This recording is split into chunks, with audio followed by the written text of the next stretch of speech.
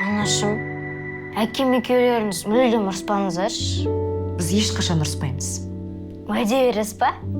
Әрине, қызым. Уәде берем.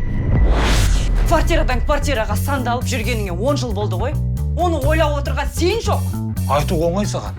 Мен не ерге жүр деп ойлайсың ба сен? Тындырып жатқан бір тірлігің жоқ.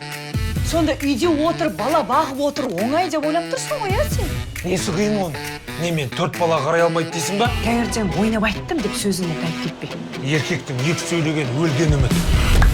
Не істеп жас балдар сол спор ойнап. Одан да айтшы, мен жұмысымды неден бастайын?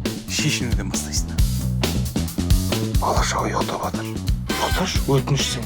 Қазір дуалдар слабый, Қазір еркектер слабы. Мені білесіңдер ғой.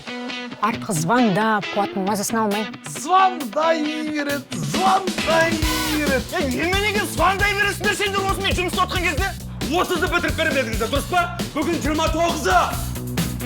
Балам, маған дайындалып жүрсің ба? Конечно, пап. Мынандай табиғаттың аясында, таудың етегінде, мыналарды өлтіріп салмаймыз ба, балалар?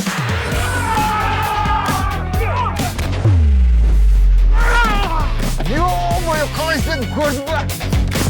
Қазақты қазақ сабайтын не күн сендерге? Ерлан, кім анау? Жайдарманның президенті Есен Елеукен ғой? Директормын деп қояды ғой, көрсетем директордың қандай болатынын. Қалай болады? Жақсы болады. Бетімен кетті ona қызыңыз. Вообще төлеген. Ұяттарың болса төлейсіңдер, болмаса босатыңдар.